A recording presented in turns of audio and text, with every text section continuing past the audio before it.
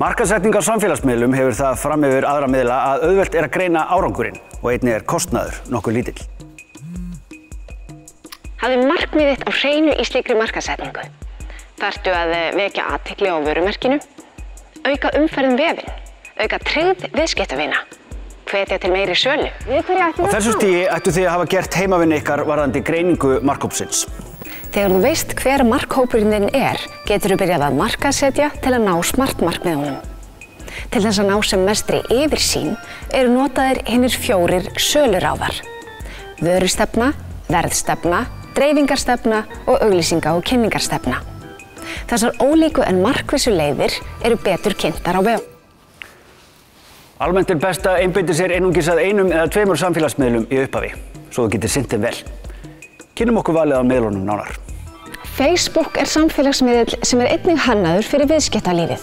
Þar eru nánast öll vörumerki með síðu og auglýsingakerfið þeirra háþróað. Twitter einstaklega öflugt í að gefa vörumerkjum og fyrirtækjum beina samskiptaleið að viðskiptavinum. Sá hópur sem fer mest stækkandi á LinkedIn eru námsmenn. Þessi miðill viðskiptavænn og hefur ítarlega og aðgengilega upplýsingaumgjörð auglýsingar. Instagram vekur andagift notenda og gefur þér færi á að eiga virk samskipti við viðskiptavini. Þetta krefst samt þess að deila reglulega myndum og myndböndum sem eru fallega uppsett og sniðug.